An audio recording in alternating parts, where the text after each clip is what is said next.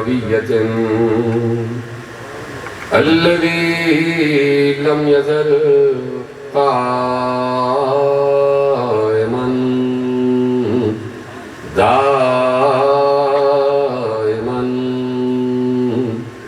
إذ لا سماء ذات أبراج ولا ليل داج ولا بحر صاج ولا أرض ذات مهاد ولا خلق ذو اعتماد والصلاة والسلام والتحية والإكرام على نبي الرحمة وخازن المغفرة وقائد الخير والبركة ومنقذ العباد من الهلكة سيدنا ومولانا أبي القاسم محمد الذين أذهب الله عنهم الرجس وطهرهم تطهيرا.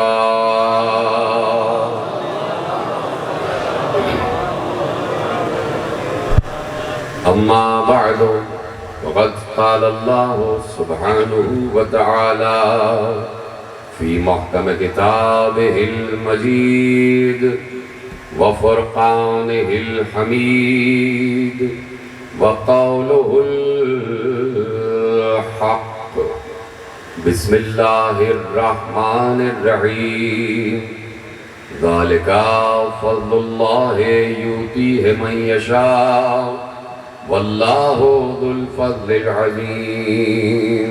صلوات پڑھے محمد و آل محمد.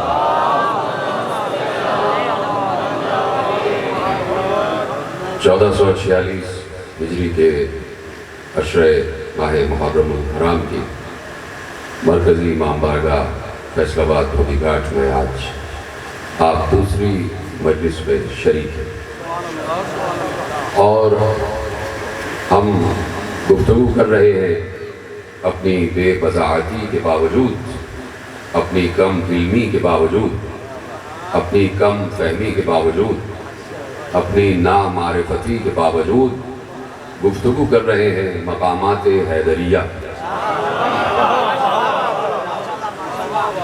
اور یہ وہ مقامات حیدریہ ہیں کہ جنہیں سوائے اللہ اور محمد کے کوئی بتا نہ سکے. جو بتا دیا گیا وہی ہمارے پیش نگاہ ہے. اور ابھی بہت سے مقامات ایسے ہیں کہ جو ظاہر ہی نہیں ہوئے. علی مکمل کسی پر ظاہر نہیں ہوئے، اور اگر علی مکمل ظاہر ہو جاتے تو لوگوں کو سمجھ میں آ جاتا کہ حقیقت محمدیہ کیا ہے اور حقیقت الہیہ کیا ہے.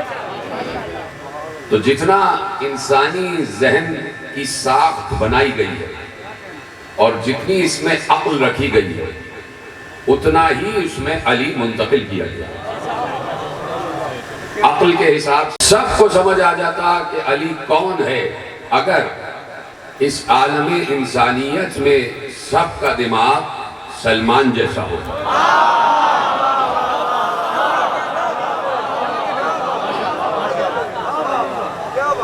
اور ہر کوئی 10ویں درجے پر ہے نہیں. تو علی کو سمجھنے کے لیے ایمان کے درجوں پر بلند ہونا پڑتا ہے.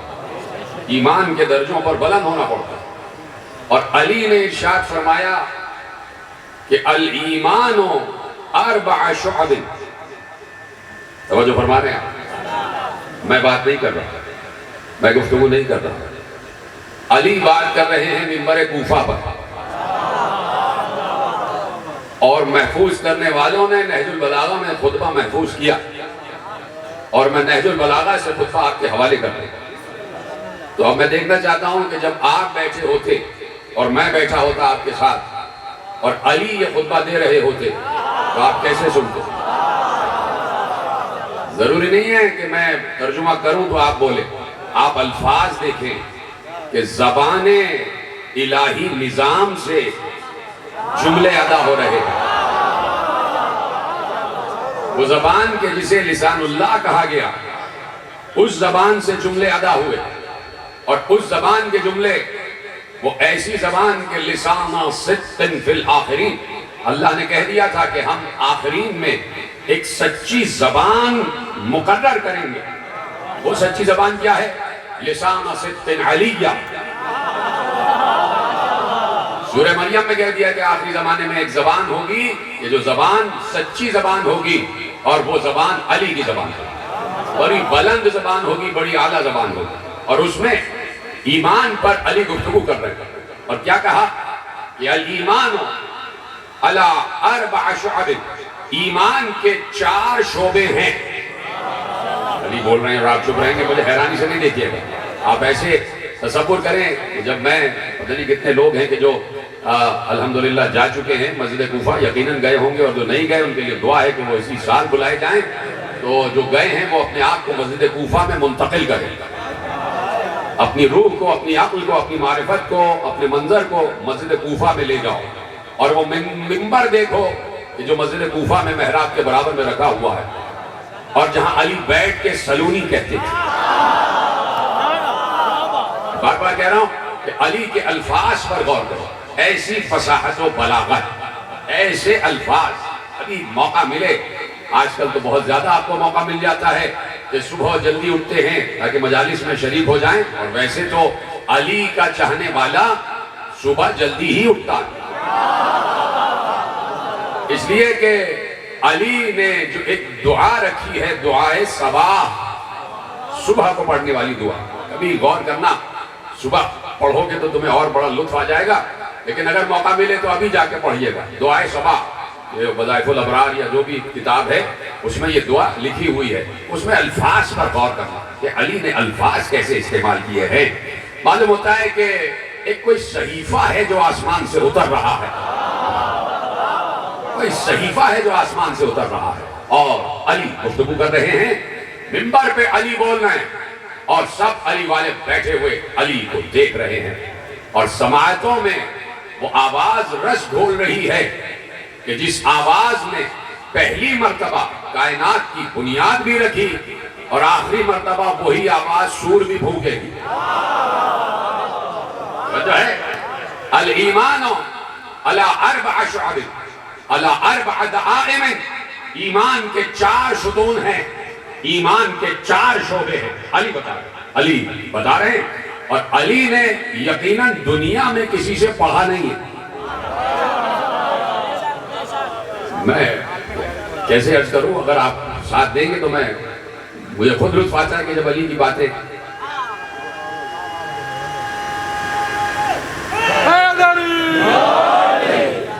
ایمان کے 4 شعبے ہیں، ایمان کے 4 ستون ہیں. ایمان 4 شعبوں پر قائم ہے. علی کہہ رہے ہیں ایمان 4 ستون پر قائم ہے، ایمان 4 شعبوں پر قائم ہے. علی ہے تو علی وہی بات کریں گے کہ جو الہی بات ہوگی، علی وہی بات کریں گے جو حقیقی بات ہوگی، علی وہی بات کریں گے کہ جس پر بعد میں کوئی ڈیبیٹ نہ ہو سکے. سلامت رہیں آپ. جس پر بعد میں کوئی بحث نہ ہو سکے کہ نہیں ایسا نہیں ایسا، ایسا نہیں ایسا. علی نے کہہ دیا تو ہے، اب اس سے آگے کچھ نہیں، اس سے پیچھے کچھ نہیں. علی نے کہا کہ ایمان 4 شعبوں پر ہے. وہ 4 شعبے کون سے ہیں؟ عربی میں پڑھ رہا ہوں لیکن بہت آسان ہے، آپ تک پہنچ جائیں گے. 4 شعبے ہیں ایمان کے، اور 4 ستون ہیں ایمان کے. وہ کیا ہیں اور کون سے ستون پر ایمان قائم ہے؟ ایمان جو ہے 4 شعبوں پر ہے. پہلا شعبہ یہ ہے الصبر. 4 شعبے ہیں، 4 ستون ہیں. پہلا شعبہ کیا ہے؟ پہلا ستون کیا ہے؟ صبر. ایمان کے لیے صبر ہونا بہت ضروری ہے، صابر ہونا بہت ضروری ہے. بعد میں گلی میں چلتے چلتے دیکھ کے تلوار نہ نکالنا شروع کر دے.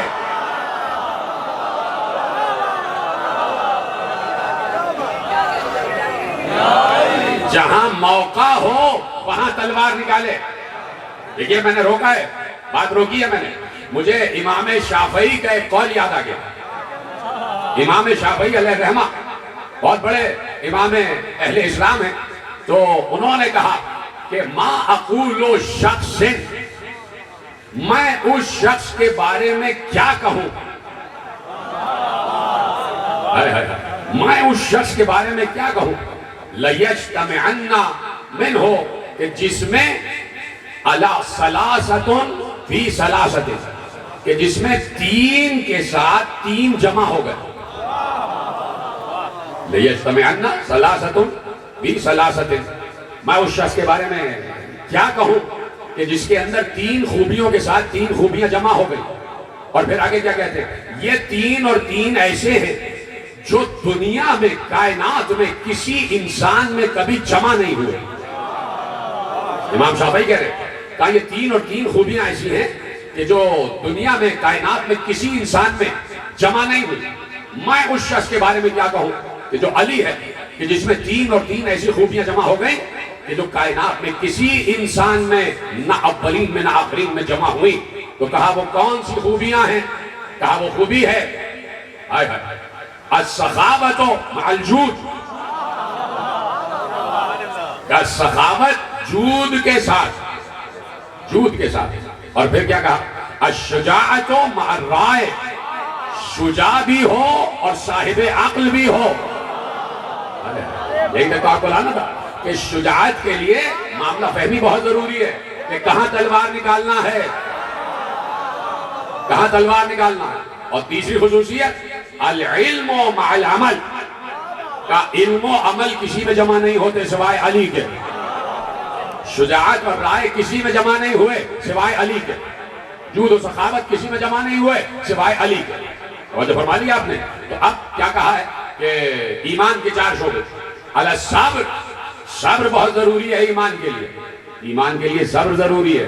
اسی لیے جب موسیٰ آئے خضر کے پاس، جب موسیٰ آئے خضر کے پاس، تو خضر نے کہا، خضر سے موسیٰ نے کہا کہ میں چاہتا ہوں کہ آپ مجھے اپنا شاگرد بنا دیں، میں آپ کی شاگردی میں آ جاؤں اور مجھے جو آپ کے پاس علم لدنی ہے مجھے تعلیم کریں. تو فوراً جناب خضر نے کہا اِنَّكَ لَن تَسْتَطِيعَ مَعِيَ صَبْرًا، آپ میرے ساتھ صبر نہیں کر سکتے، آپ میرے ساتھ صبر نہیں کر سکتے. تو بہت جگہوں پہ صبر بہت ضروری ہے، بہت جگہوں پہ صبر بہت ضروری ہے. کہ ایمان کے چار شعبے، الصبر والیقین، الصبر سمجھ میں آ رہا ہے نا، والیقین. دوسرا شعبہ کیا ہے؟ یقین. یقین ہونا بہت ضروری ہے ایمان کے لیے. یقین ہونا بہت ضروری ہے ایمان کے لیے کہ میں جس عقیدے پر ہوں، جس نظریے پر ہوں، یہی صحیح اور صحیح عقیدہ ہے، صحیح نظریہ ہے. ایسا نہ ہو میں ممبر پہ آگے بیٹھ جاؤں اور کہوں کہ میں بھی تم جیسا عام سا انسان ہوں، مجھے بھی کبھی کبھی شیطان آ جاتا ہے، مجھے کبھی راستے سے بھٹکا ہوا دیکھو تو مجھے راستے پہ لگا دینا.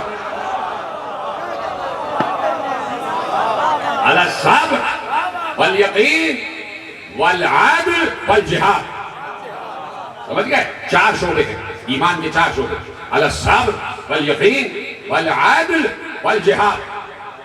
صبر اور یقین، علی نے مزید اس کے چار چار شعبے کیے، مزید چار چار شعبے کیے کہ صبر کے بھی چار شعبے ہیں اور یقین کے بھی چار شعبے ہیں. اور جب جہاد کی بات آئی، مقامات حیدریہ پر بات ہو رہی ہے، جب عدل کی بات آئی اور اس کے بعد جہاد کی بات، جب عدل کی بات آئی تو مولا نے کہا العدل علی اربع شعب، عدل کے بھی چار شعبے ہیں، عدل کے بھی چار شعبے ہیں. عدل بھی چار ستونوں پر قائم ہے، یعنی چار کے بغیر کوئی عادل نہیں ہو سکتا، چار کے بغیر کوئی عادل نہیں ہو سکتا. علی غائص الفہم، غور کریں نا علی کے جملوں پر، علی غائص. اب چار شعبے بتا رہے ہیں. پہلا شعبہ کیا ہے؟ علی غائص الفہم وغور العلم، وغور العلم. دیکھو علی نے کہا کہ عدل کے بھی چار شعبے ہیں، عدل کے بھی 4 شعبے ہیں، عدل کے 4 ستون ہیں۔ پہلا ستون ہے علی غائص الفہم، کہ جس کے پاس فہم کی گہرائی ہو۔ عادل وہی ہو سکتا ہے جو فہیم ہو۔ ختم کر دوں کیا بات ہے؟ عادل وہی ہو سکتا ہے جو فہیم ہے۔ فہیم کا مطلب فہم و فراست والا، فہم و فراست والا۔ علی غائص الفہم وغور العلم، اور وہ ہو کہ جو علم کی گہرائیوں میں اترا ہوا، جو علم کی گہرائیوں میں اترا ہوا۔ تو اب علی نے آگے ارشاد فرمایا وَمَنْ فَهِمَ فَقَدْ عَلِمَ غَوْرِ الْعِلْمِ، جس نے فہم اختیار کیا اس کو علم کی گہرائیوں تک رسائی حاصل ہو گئی۔ وَمَنْ عَلِمَ غَوْرَ الْعِلْمِ، اور جس نے علم کی گہرائیوں تک رسائی حاصل کر لی، صدر عن شرائع الحکم، اللہ نے اس کو فیصلہ کرنے کی صلاحیت عطا فرمائی۔ جو علم کی گہرائیوں تک اترا، اللہ نے اس کو فیصلہ کرنے کی صلاحیت عطا فرمائی، اور وہ فیصلے کے گھاٹ سے سیراب ہو کر نکلا۔ فیصلے کے گھاٹ سے سیراب ہو کر نکلا۔ وَمَنْ عَلِمَ، اور جس نے علم اختیار کیا، جس نے بردباری اختیار کی، جس نے بردباری اختیار کی، لم یفرط فی امرہ، اس نے اپنے کسی کام میں کوتاہی نہیں کی۔ وعاشا بین الناس، اور جو علم کی گہرائی تک پہنچا، جو فیصلے کے گھاٹ سے سیراب ہو کر باہر نکلا، جس نے علم و تدبر اختیار کیا، وہ انسانوں کے معاشرے میں خیر کے نام سے مشہور ہوا۔ وہ انسانوں کے معاشرے میں خیر کے، وعاشا بین الناس حمیدہ، اور وہ انسانوں میں بڑا قابل تعریف مشہور ہو جاتا۔ تو اب علی نے عدل کے 4 شعبے بتائے۔ گفتگو کروں گا؟ علی نے کہا غائص العلم، غائص الفہم، فہم کی گہرائی، یعنی کوئی فہیم ہو، کوئی ذہین ہو، کوئی دانا ہو، کوئی فراست والا ہو، وہی جج ہو سکتا ہے۔ کہاں بیٹھے ہیں آپ؟ گفتگو شروع ہو گئی ہے۔ کوئی دانا ہو، کوئی فہیم ہو، کوئی فراست والا ہو، کوئی غور و فکر کرنے والا ہو، کوئی ذہین ہو، کوئی ذکاوت والا ہو۔ جج ہر کوئی چلتا پھرتا نہیں بن سکتا۔ ہر چلتا پھرتا جج نہیں بن سکتا۔ دیکھیے بہت سے فیصلے ہیں کہ جب دور خلافت ہوا ہے تو اس وقت پیغمبر نے جو ایک ریاست کا تصور دیا، اس میں یہی تھا کہ حاکم وقت وہ ہو کہ جو عادل بھی ہو۔ بہت سے فیصلے دربار حکومت میں، دربار خلافت میں آئے ہیں، اور حاکم وقت سے فیصلے کروائے گئے، اور حاکم وقت نے فیصلے دیے ہیں۔ تو فرمانے آپ، تو حاکم وقت بھی فہیم ہونا چاہیے۔ چپ کیوں ہو گئے آپ؟ اب آج اس دور سے ہٹ کر کس دور میں زیادہ ضرورت رہی ہے کہ حاکم پر بھی بات کی جائے اور منصف پر بھی بات کی جائے؟ حاکم پر بھی بات کی جائے، قاضی پر بھی بات کی جائے، جج پر بھی بات کی جائے۔ علی نے جج اور ججمنٹ کے معیارات قائم کیے، معیارات قائم کیے علی نے کہ قاضی کیسا ہونا چاہیے اور قضاوت کیسی ہونی چاہیے، فیصلہ کرنے والا کیسا ہو اور فیصلہ کیسا ہو۔ تو پہلے اس کے معیارات کا سنا، ہر چلتا پھرتا آدمی جج نہیں بن سکتا، اس کے لیے تمہیں تولنا پڑے گا، فہیم ہے، ذکی ہے، ذکاوت والا ہے، ذہانت والا ہے، اور سب سے بڑھ کر یہ ہے کہ تم سب سے زیادہ عالم ہے یا نہیں؟ تم سب سے زیادہ عالم ہے۔ غور العلم، کہ علم کی گہرائیوں میں اترا ہوا ہو، علم کی گہرائیوں میں اترا ہوا ہو۔ اب علی نے کہا کہ دیکھو جج کے معیارات، قاضی کے معیارات، اور جب علی نے فیصلے تو لکھے ہیں بعد میں، علی نے اپنے عمال مقرر کیا، کسی کو مصر پر بھیجا، کسی کو یمن بھیجا، کسی کو مکہ بھیجا، کسی کو مدینہ بھیجا، کسی کو کہیں، کسی کو کہیں۔ جب علی نے اپوائنٹ کیا ہے تو علی نے سب کو خطوط لکھے، اور خطوط لکھنے کے بعد علی نے جس چیز پر سب سے زیادہ زور دیا ہے وہ ہے محکمہ قضاوت، وہ ہے جوڈیشری۔ جوڈیشری پر سب سے زیادہ زور دیا کہ دیکھو اگر عوام الناس کو انصاف ملے گا تو مملکت کامیاب ہوگی۔ زور زبردستی سے تم انسانوں کے جسم کو تو مسخر کر سکتے ہو، لیکن تمہارے دل ان کی طرف مائل نہیں ہو سکتے، تمہارے دل ان کی طرف مائل نہیں ہو سکتے. ابھی عرض کروں گا اور آپ تک وہ مراحل پہنچاؤں گا کہ جو مراحل تاریخ میں گزرے ہیں، اور تاریخ کے 800 900 1000 برس کے بعد ہم انہی مرحلوں سے اس وقت ہی گزر رہے ہیں. پھر دور پلٹا ہے، پھر دور پلٹ کے آئے. ایسا نہیں ہے کہ آپ کسی اور دور میں رہ رہے ہیں اور ایک دور گزر چکا جو بڑا پرامن دور تھا، جو بڑا پرامن دور تھا. نہیں، میں آپ کے سامنے عرض کروں گا. تو علی نے معیارات قائم کی اور علی نے خطوط لکھے اور خطوط لکھ کر سب کو بتایا کہ دیکھو جج کیسا ہونا چاہیے، اور ججز کو قاضیوں کو لکھ کر بھیجا کہ دیکھو خبردار کبھی فیصلے میں جلد بازی نہ کرنا. علی بول رہے کبھی فیصلے میں جلد بازی نہ کرنا، معاملے کو اچھی طرح سمجھ لینا، اس کی گہرائی میں اترنے کی کوشش کرنا. کہا دیکھو پہلے جب مدعی آئے تو اس سے قسم اٹھوانا، حلف اٹھوانا، اور جب وہ حلف اٹھا لے تو اس سے کہنا گواہ پیش کرو، اور اسے گواہ پیش کرنے کا موقع دینا. جب وہ گواہ پیش کر لے تو تمہارے لیے فیصلہ کرنا آسان ہو جائے گا، اور گواہ پیش نہ کرے تو پھر دیکھنا کہ آس پاس کے حالات کیا کہہ رہے ہیں. کہ دیکھو جب حدود اور تعزیرات کے مقدمے تمہارے پاس آئیں، حدود، تعزیرات اور قصاص کے مقدمے تمہارے پاس آئے تو اس وقت تک فیصلہ نہ کرنا جب تک مجھ سے نہ پوچھ لو.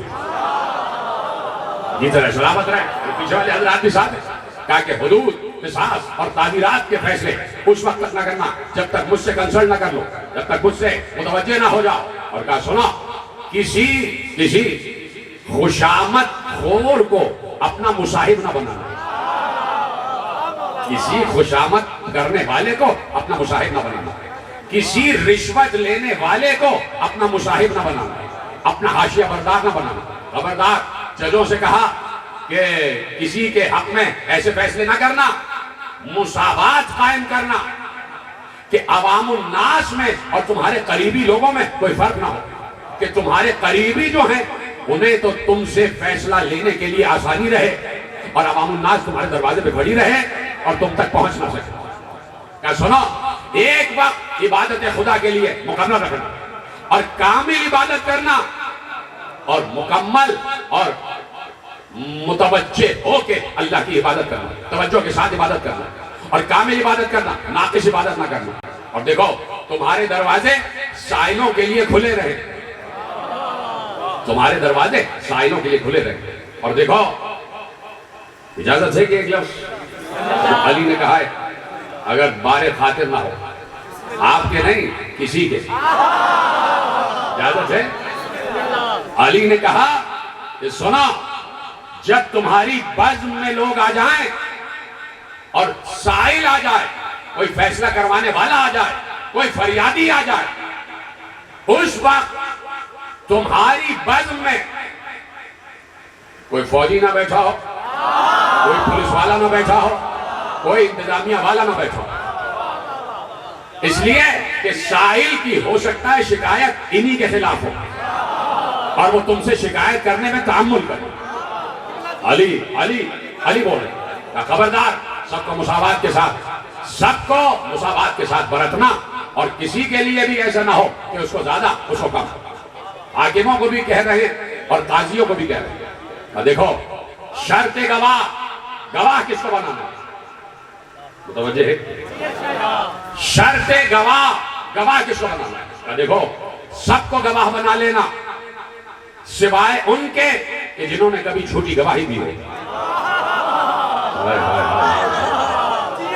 کہ ہر کسی کو گواہ بنا لینا لیکن سوائے ان کے، کہ صاحبان ایمان گواہ ہو سکتے ہیں لیکن سوائے ان کے کہ جنہوں نے جھوٹی گواہی دی ہو، جو کبھی گرفتار ہو چکے ہوں کسی گناہ میں اور انہوں نے توبہ نہ کی ہو. کیسے حیرانی سے دیکھ رہے ہیں؟ بولتے تو جائیں کم از کم سبحان اللہ تو کہتے جائیں. علی معیارات قضاوت دے رہے ہیں کہ دیکھو گواہ انہیں نہ بنانا کہ جنہوں نے گناہ کیے ہو، جنہوں نے گناہ کیے ہو اور وہ جیل میں جا چکے ہو اور انہوں نے اپنے گناہ سے توبہ بھی نہ کی ہو. اور کہا جھوٹی گواہی دینے والوں کو گواہ نہ بنانا.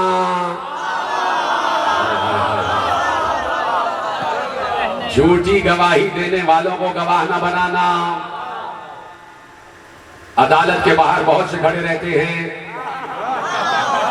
1000 روپے دے تو گواہی دینے کے لیے تیار ہیں۔ یہ کس لیے ہے؟ عدالتوں کے باہر کوئی 5000 میں، کوئی 10,000 میں، کوئی 2000 میں، کوئی 1000 میں گواہ وٹنس آن ہائر بک رہے ہیں گواہ باہر۔ ہاں بھائی کون سی گواہی دینا؟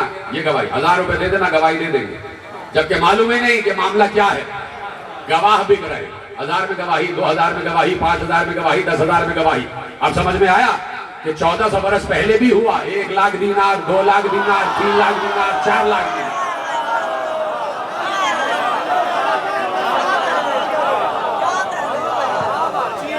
سمجھ فرما رہے نا؟ ایسے نہیں، علی بات کر رہے تھے، بڑی گلوبل بات کر رہے تھے، قیامت تک کے آنے والے انسانوں کے لیے معیارات علی قائم کر رہے تھے، تاکہ جو جھوٹی گواہی دے اس کی گواہی قابل قبول نہیں ہے، جو گناہگار ہو اس کی گواہی قابل قبول نہیں ہے۔ اور تیسرا معیار کہا جو معاشرے میں بدمعاشی اور غنڈہ گردی کے لیے مشہور ہوں ان کی گواہی قابل قبول نہیں۔ جو بدمعاشی اور غنڈہ گردی کے لیے مشہور ہوں ان کی گواہی قابل قبول نہیں۔ یہ ہے معیارات جو علی دے رہے تھے، جنہیں علی نے اور کہا کہ دیکھو فیصلے میں جلد بازی نہ کرنا، پہلے بڑا غور و فکر کر لینا، اور دیکھو جب غصے میں آ جاؤ فیصلہ نہ کرنا، اگر غصے میں ہو تو فیصلہ نہ کرنا، اپنے آپ پر قابو پانا، اپنا غصہ ٹھنڈا کرنا، اس کے بعد فیصلہ کرنا، اور اگر اس وقت غصہ قابو میں نہ آئے تو مسند سے اٹھ کے چلے جانا، وقت لے لینا، لیکن تمہارا غصہ اللہ کے غصے پہ غالب نہ آ جائے، تمہارا جلال اللہ کے جلال پر غالب نہ آ جائے، کہ ہمیشہ اللہ کی رضا پیش نگاہ رہے۔ اور پھر سب سے بڑا فائدہ، خدا کی قسم اگر کوئی اس کو سمجھ لے، علی نے کہا دیکھو مسند قضاوت پر بیٹھ کر، مسند حاکمیت پر بیٹھ کر، مسند صدارت پر بیٹھ کر، مسند آمریت پر بیٹھ کر کبھی غرور نہ کرنا۔ بڑی آسانی سن رہے ہیں آپ، کہ جب جج بن جانا تو مغرور نہ ہونا، کوئی جابر نہ بننا، جبروتیت کو جگہ نہ دینا، کہ اس لیے کہ جبروتیت صرف اللہ کے لیے ہے، بندے کے لیے نہیں، تاکہ غرور صرف اللہ کے لیے ہے، بندے کے لیے نہیں، کہ خبردار غرور نہ کرنا، خبردار اکڑنا نہیں، خبردار تکبر نہ کرنا کہ تم بادشاہ بن گئے، کہ تم قاضی بن گئے۔ سنو، اور اس سے بڑھ کر بات یہ ہے کہ تمہارے پیش نگاہ یہ بات رہے کہ تمہیں ایک دن مرنا ہے، پیش نگاہ یہ بات رہے کہ تمہیں ایک دن مرنا ہے۔ اسی کے لیے علی نے کہا تھا کہ ایمان کے 4 شعبوں میں ایک شعبہ ہے یقین، کہ یقین ہو موت پر، اور صرف موت پر نہیں، اس کے دربار میں حاضر ہونے پر یقین ہے۔ یہ جو سب سے بڑا قاضی ہے، جو سب سے بڑا جج ہے، جو سب سے بڑا منصف ہے، اس کے دربار میں حاضر ہونا۔ تو اب میں یہ پوچھنا چاہتا ہوں، جس کے لیے میں نے زحمت دی، کہ جب علی نے عام انسانوں کے لیے یہ معیارات دیے ہیں تو کیا خود علی ان معیارات پر نہیں تھا؟ ادھر ہے، یہ سارے معیارات علی میں پائے جاتے تھے، یہ ساری کسوٹیوں پر علی پورے اترتے تھے۔ علی کو ہر وقت یہ خیال کہ مجھے رب کی بارگاہ میں جانا ہے، اور صرف خیال نہیں، کاش یہ جملہ آپ تک پہنچ جائے، کاش یہ جملہ آپ تک پہنچ جائے، علی کو صرف یہ خیال نہیں کہ رب کی بارگاہ میں جانا ہے، علی کی تمنا ہے کہ رب کی بارگاہ میں پہنچ جاؤ۔ علی کی تمنا ہے کہ رب کی بارگاہ میں پہنچ جاؤ، اسی لیے اپنا سر اپنے ہاتھوں پہ لے کے ہر جہاد کے میدان میں اتر جاتے تھے کہ مجھے رب کی بارگاہ میں پہنچنا۔ حضوری رب علی کی سب سے اولین تمنا تھی، تو علی ہر معاملے میں پورے اتر گئے۔ علی نے مساوات بھی قائم کیا، علی نے جس کی وجہ سے لوگ بڑی علی کے دور میں، اور میں بڑے احتیاط سے الفاظ استعمال کرتا ہوں کہ علی کے دور میں جو حالات پیش آئے تو وہ اس لیے کہ علی ان معیارات پر پورے اتر رہے تھے جو معیارات خدا نے قائم کیے تھے۔ علی نے اپنے دور میں عمال حکومت میں سے کسی راشی کو کوئی صوبہ نہیں دیا، کسی رشوت خور کو کسی صوبے کا حاکم نہیں بنا. اور اگر کہیں سے علی کے پاس کوئی اطلاع آ گئی، علی نے اپنے ایک صحابی کو گورنر بنا کر بھیجا یمن کا، اور اپنے ہی جداد بھائی کو گورنر بنا کر بھیجا. تو وہاں علی کو معلوم ہوا کہ وہ کسی کی دعوت میں چلے گئے، کسی سرمایہ دار کی دعوت، حاکم وقت چلا گیا.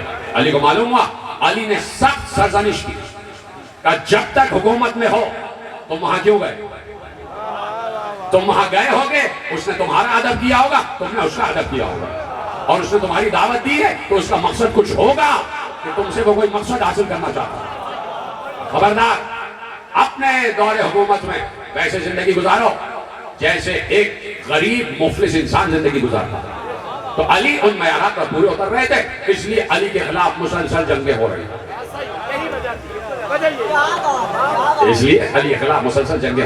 تو علی نے وہ معیارات اور وہ تمام چیزیں علی نے قائم کر دی اور بتا رہے تھے کہ فیصلے کیسے ہوتے.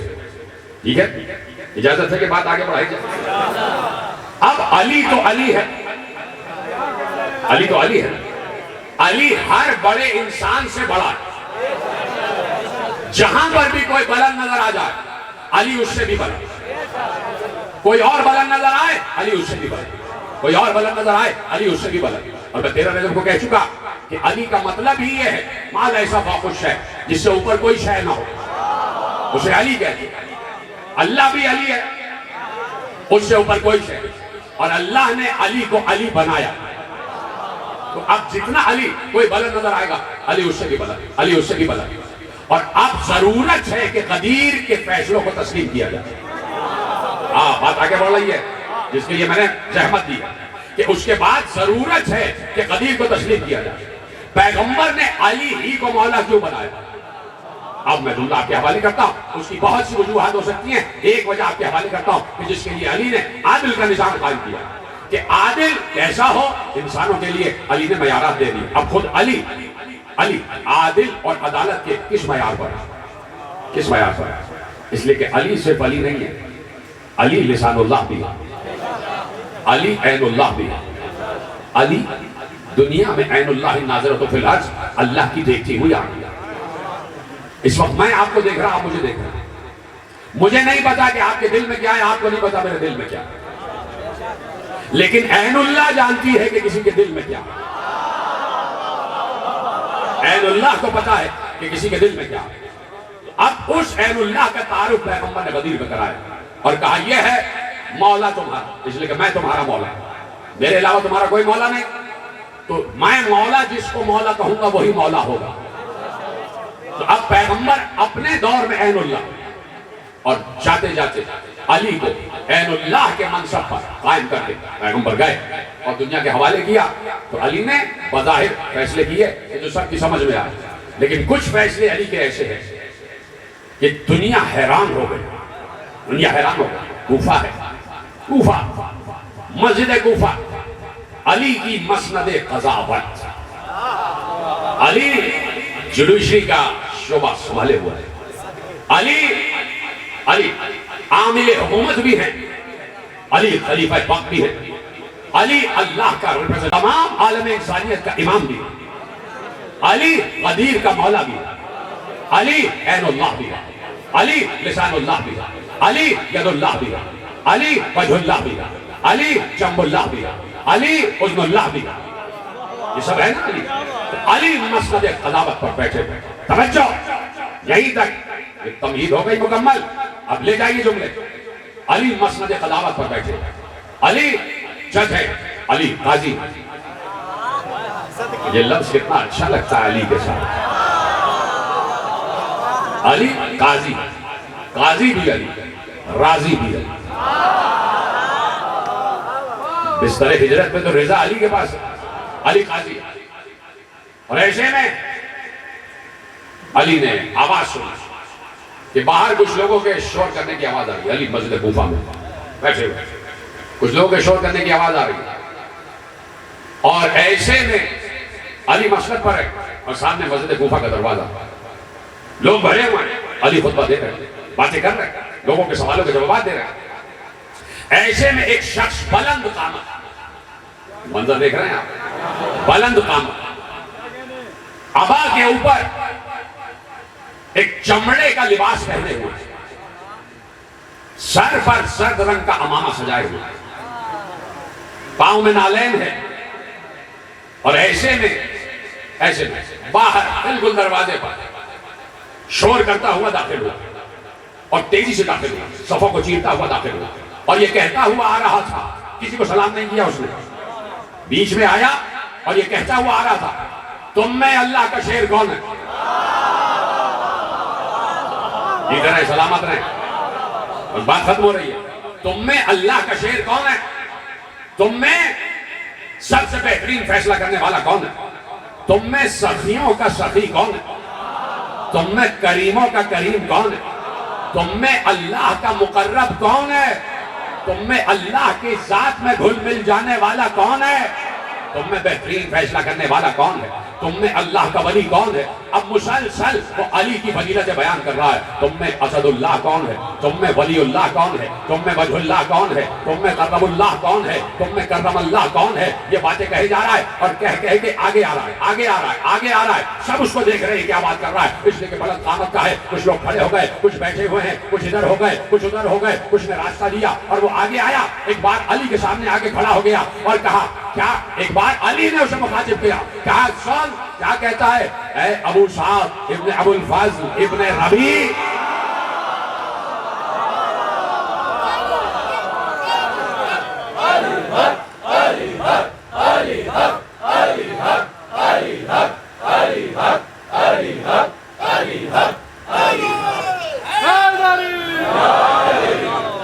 وہ آیا، کسی نے اس کو نہیں دیکھا، پہلی دفعہ دیکھا، اور علی نے ایک بار کہا کیا چاہتا ہے، اے ابو سعد ابن ابو الفضل ابن ربیع ابن فلان ابن فلان ابن فلان ابن فلان۔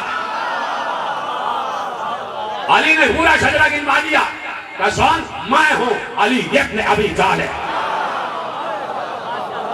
میں ہوں علی ابن ابی طالب، علی کو پہچانا، میں نے اس لیے لفظ رکھا ہے مقامات حیدریہ، علی نے کہا میں ہوں علی ابن ابی طالب، ایک ہی لفظ میں علی نے بتا دیا کہ میں ہی وجہ اللہ ہوں، میں ہی کرم اللہ ہوں، میں ہی کرم اللہ ہوں، میں ہی علی کا اللہ کا قریبی ہوں، میں ہی اللہ کا شیر ہوں، ایک ہی لفظ میں علی نے بتا دیا کہ جتنا تعارف تو نے کروائے، جتنے صفات تو نے بتائے، وہ سب مجھ میں ہوں علی ابن ابی طالب، پورا شجرہ اس کا بیان کیا، وہ حیران ہو کے علی کو دیکھ رہا ہے، کہا کیا چاہتے ہو ابو سعد، کیا چاہتے ہو ابو سعد ابن ابو الفضل ابن ربیع، کیا چاہتے ہیں؟ کہا کہ میں فلاں قوم سے تعلق رکھتا ہوں، اور میں اپنے ساتھ ایک مردے کو لے کے آیا، یہ تمام واقعات چشم کوفہ نے دیکھے ہیں،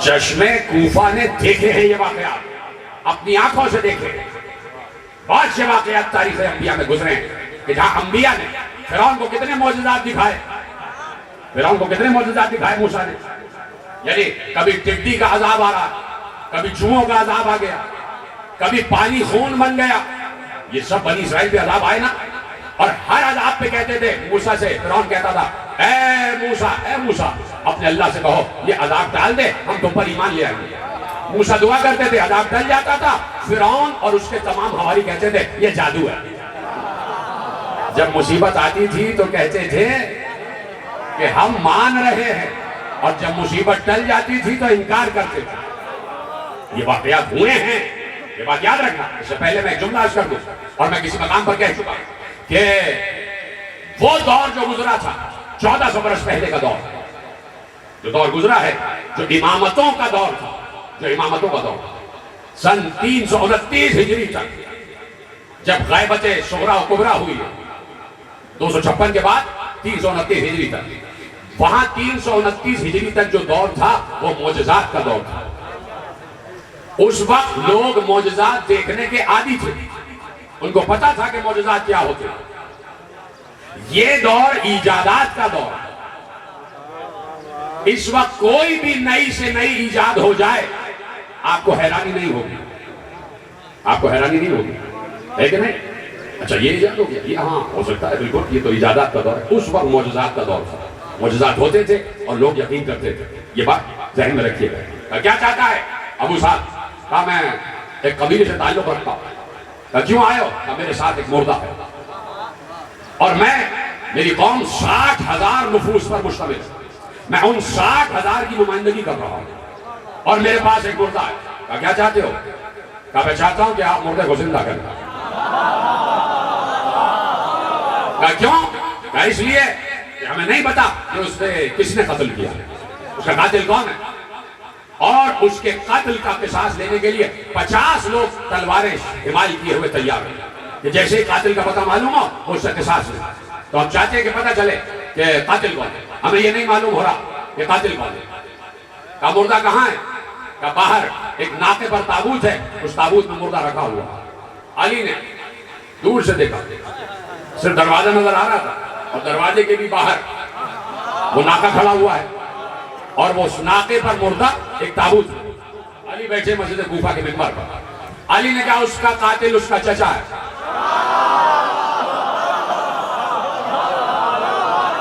اس کا قاتل اس کا چچا ہے اور اس لیے اس کے چچا نے اس کو قتل کیا۔ چچا چاہتا تھا کہ اس نوجوان کی شادی میری بیٹی سے ہو جائے، لیکن اس نے کسی اور سے شادی کر لی تو اس کے چچا نے اس عقوبت میں اس کو قتل کر دیا۔ اس نے کہا یا علی ایسے نہیں، کہا بیٹھے کہا یا ابو الحسن یا امیر المومنین ایسے نہیں۔ پھر کیا چاہتا ہے؟ کہ ہم چاہتے ہیں مردہ زندہ ہو کے خود بتائے کہ اس کا قاتل کون ہے۔ اب سمجھ میں آیا غدیر کی اہمیت کیا ہے؟ غدیری حاکم کتنا ضروری تھا؟ اب سمجھ میں آیا غدیر کی اہمیت کیا ہے؟ کیوں پیغمبر حوالے کر کے گئے تھے امت کو علی کے اور علی کو امت کو؟ ضروری تھا کہ ایسی کوئی نگاہ ہو کہ جو سب جگہ نگاہ کر سکے۔ کہ علی ایسے نہیں، یا علی علی، امیر المومنین ایسے نہیں، ہم چاہتے ہیں کہ مردہ زندہ ہو کے خود بتا۔ علی نے کہا جاؤ عمر جاؤ، پورے کوفہ میں اعلان کر دو کہ سب جمع ہو جائیں نجف میں، اور علی دکھانا چاہتا ہے کہ علی کا مرتبہ اللہ کے نزدیک کیا ہے۔ اللہ کے نزدیک علی کا مرتبہ کیا ہے؟ جس کو دیکھنا ہے معجزہ وہ آئے اور نجف میں جمع ہو جائے۔ پل بھر میں پورے کوفہ میں منادی ہو گئی اور لوگ بالکل نجف کے قریب، کوفہ نجف کے قریب جمع ہو گئے، اور علی نے کہا لاؤ مردے کو لاؤ۔ مردہ آیا اور خود یہاں پہ عمار یاسر گواہ، صحابی رسول گواہ۔ اب جب صحابی کی گواہی آ گئی، جب صحابی رسول کی گواہی آ گئی تو اس کا مطلب ہے کہ سب سے اعلیٰ و عرفہ واقع ہے۔ عمار یاسر نے کہا کہ ہم نے دیکھا کہ وہ ناقہ سامنے بلایا گیا، ناقہ بچھایا گیا، کہ تابوت اتارو، تابوت اتارا گیا۔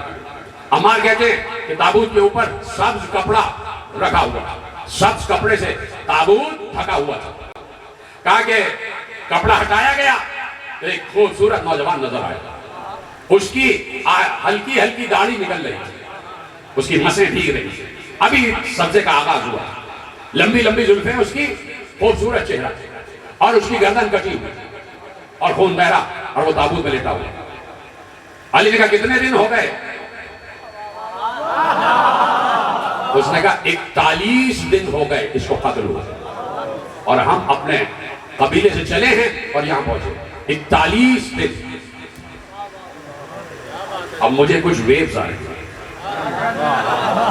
کہ کہیں کوئی کم یقین یہ کہہ رہا ہے کہ 41 دن میں تو میت خراب ہو جاتی ہے۔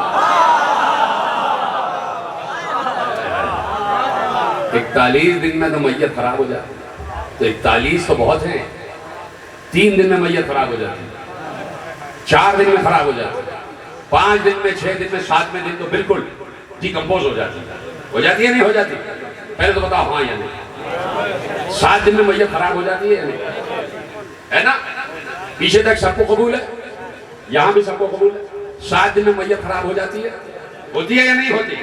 بھائی سب مل کے بول دو تاکہ یہ کیمروں تک بھی آواز پہنچ جائے۔ ہو جاتی ہے نا، 7 دن میں میت خراب ہو جاتی ہے، باڈی ڈیکمپوز ہو جاتی ہے، ہونا شروع ہو جاتی ہے، نہیں ہو جاتی ہے۔ اس لیے حکم ہے کہ فوراً دفن کرو، اس لیے کہ دوسرے دن ڈیکمپوزیشن شروع ہو جاتی ہے، 7 دن میں باڈی بالکل خراب ہو جاتی ہے نہیں۔ ایک بار علی نے کہا کتنے دن ہو گئے؟ کہا 41 دن۔ کہا سنو،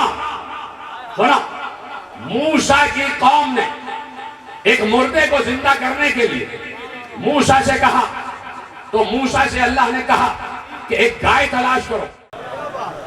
کہا میں 41 دن پرانا مردہ زندہ کروں گا، اور میں اس گائے سے زیادہ افضلیت رکھتا ہوں، اس میں اور اس گائے میں کوئی تقابل نہیں۔ تاکہ سنو، میں علی ابن ابی طالب۔ موسیٰ نے گائے کے گوشت کے ٹکڑے کو مردے سے مس کیا تھا تو مردہ زندہ ہوا۔ میں علی ہوں، میں پاؤں کی ٹھوکر سے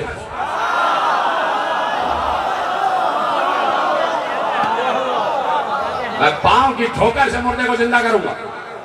علی کھڑے ہو گئے، علی نے ٹھوکر لگائی، قم بإذنی، کھڑا ہو جا میرے حکم سے۔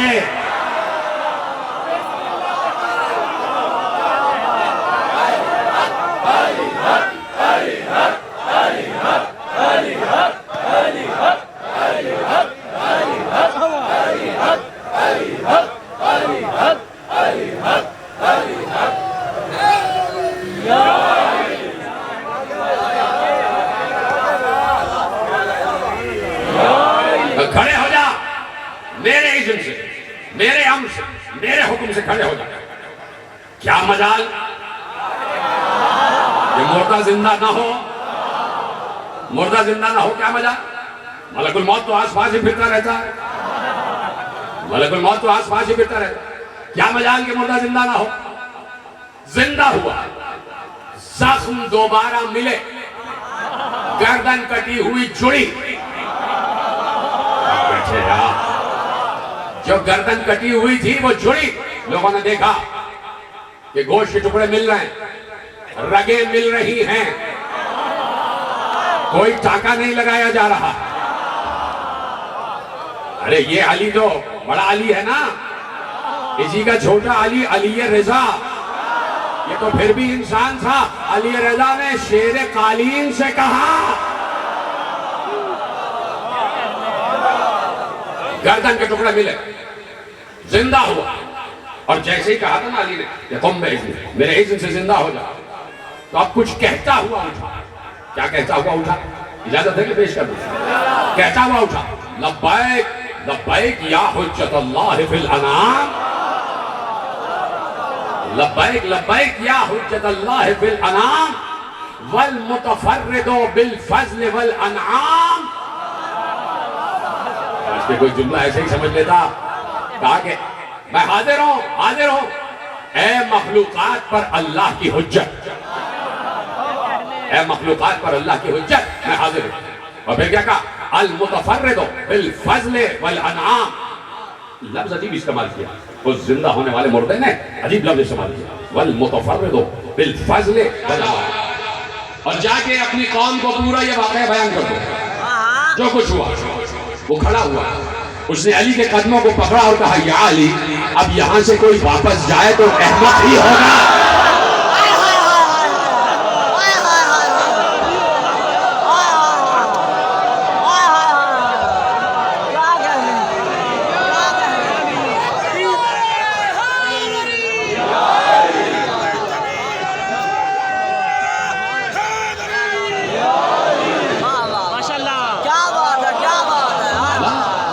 قدموں کو چھوڑ کے کون جانا چاہتا؟ میں اب واپس نہیں جاتا۔ علی نے اس کو اپنے قدموں میں جگہ دی اور وہ تا عمر علی کے ساتھ رہا۔ جا کے پڑھنا، صفین میں جو علی کے ساتھ علی کی نصرت میں شہید ہوئے، انہی شہیدوں میں سے ایک شہید ہے مدرکہ، انہی شہیدوں میں سے ایک شہید ہے مدرکہ بن حنظلہ بن غسان۔ علی کے دامن کو چھوڑ کر کوئی جانا نہیں چاہتا۔ ایک تو علی والا علی کو چھوڑ کے کہیں جاتا نہیں، اور دوسرا اگر علی والا کہیں دور ہو تو وہ دور رہتا نہیں، علی تک پہنچ جاتا ہے، پہنچتا ضرور ہے، علی والا علی تک پہنچتا ضرور ہے۔ علی کہتے ہیں ہمارا اپنا جو ہے اپنا ہی رہتا ہے، اپنا ہے اپنا ہی رہے گا، ہمارا اپنا اپنا ہی ہوتا ہے۔ اشارہ کرتا ہوں سمجھنا، علی نے کہا ہمارا اپنا اپنا ہی رہتا ہے، چاہے کسی کے بھی سلب سے کیوں نہ ہو، بیٹا ہمارا ہی ہوگا۔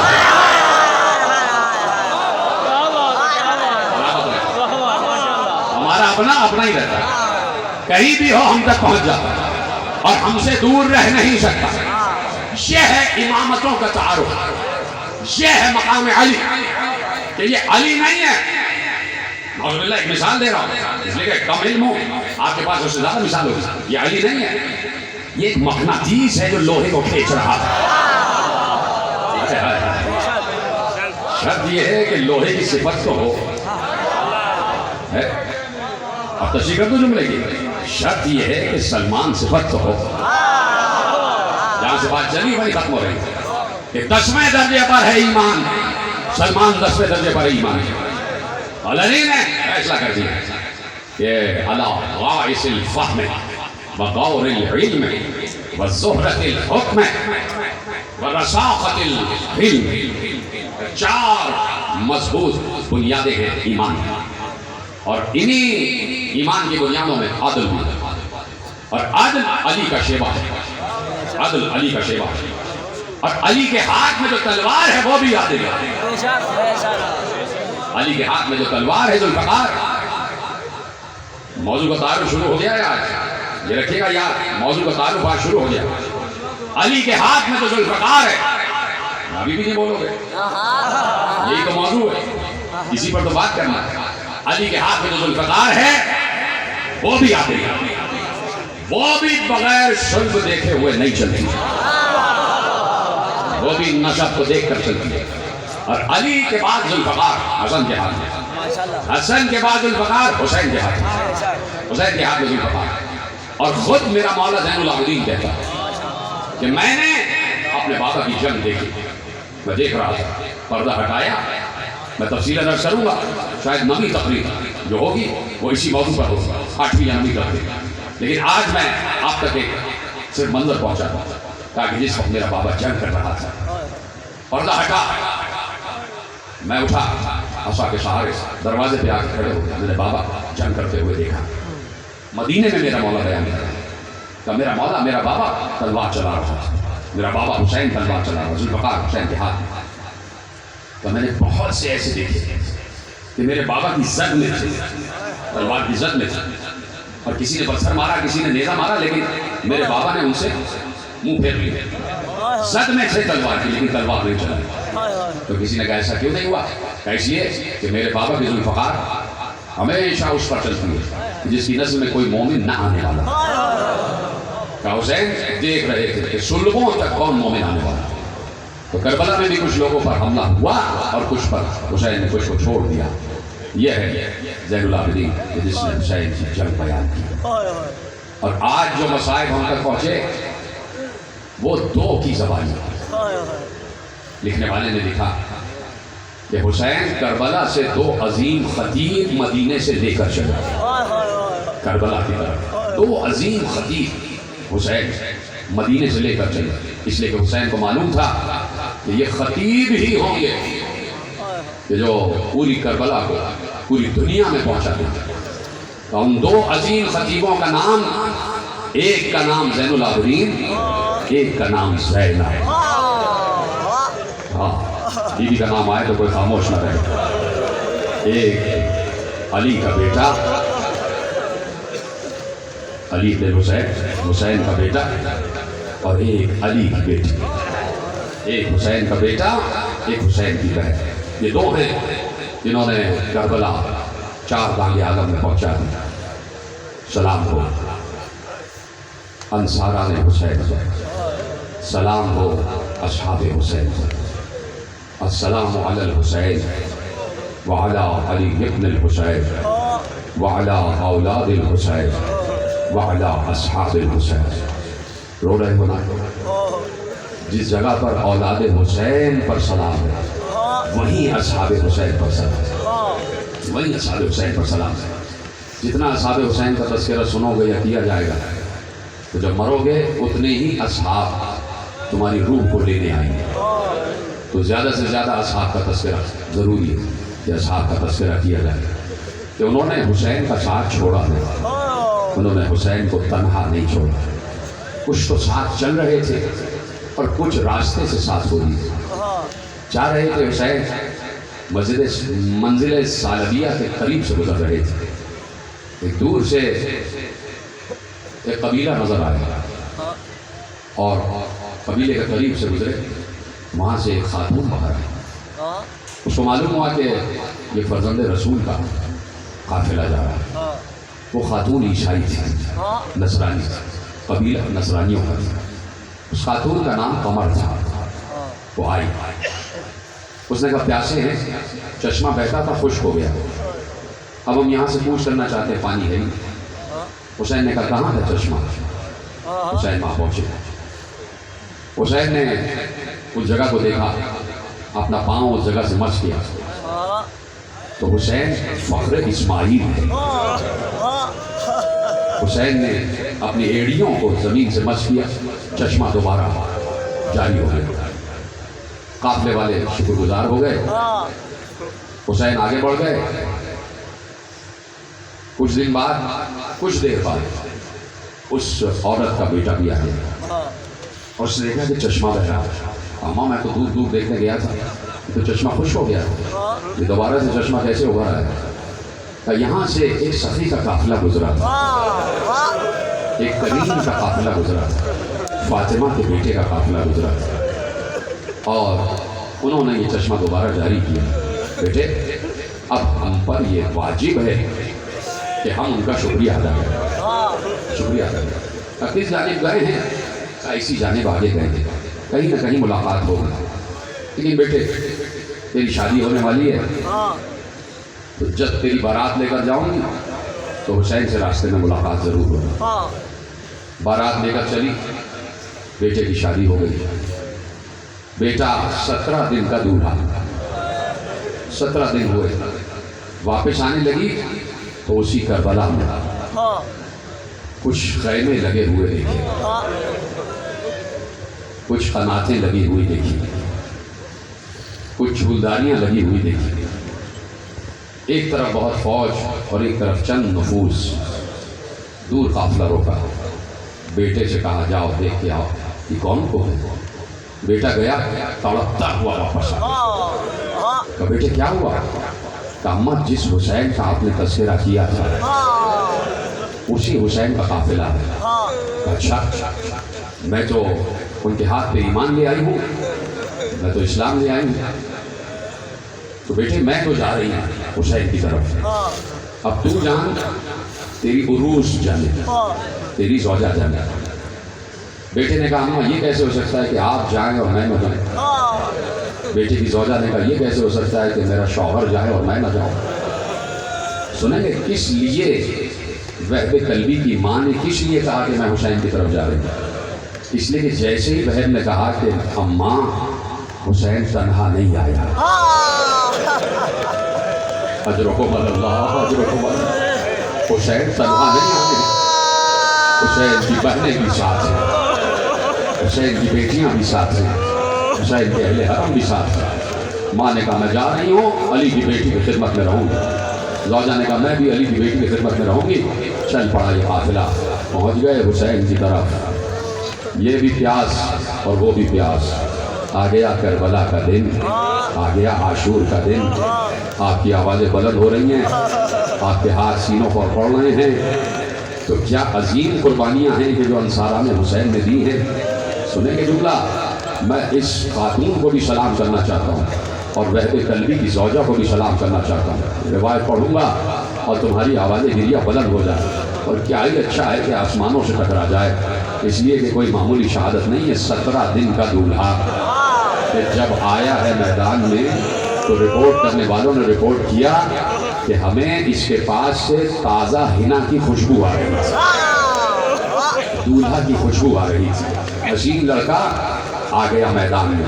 ماں نے اجازت دی، زوجہ سے اجازت لی، حسین نے اجازت دی، چلے میدان جنگ میں آ گئے. وہب قلبی نے بھی بڑی جنگ کی. عرض کر دوں گا کہ وہب نے کیسے جنگ کی ہے، اس جوان نے کیسے جنگ کی ہے. اتنے لوگوں کو اس نے موت کے گھاٹ اتارا ہے. اور ادھر سے ماں دیکھ رہی تھی. ماں دروازے خیمہ پہ کھڑی دیکھ رہی تھی. مجھے ایک منظر اور یاد آ گیا.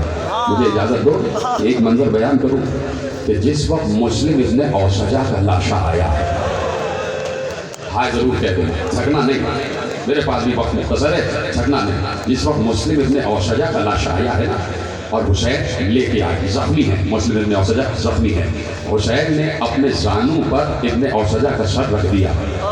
ابن اوسجہ کے زانوں, حسین کے زانوں پر ابن اوسجہ کا سر, اور حسین نے ابن اوسجہ کے ماتھے کو سہلایا. حسین نے ابن اوسجہ کے بالوں کو سہلایا.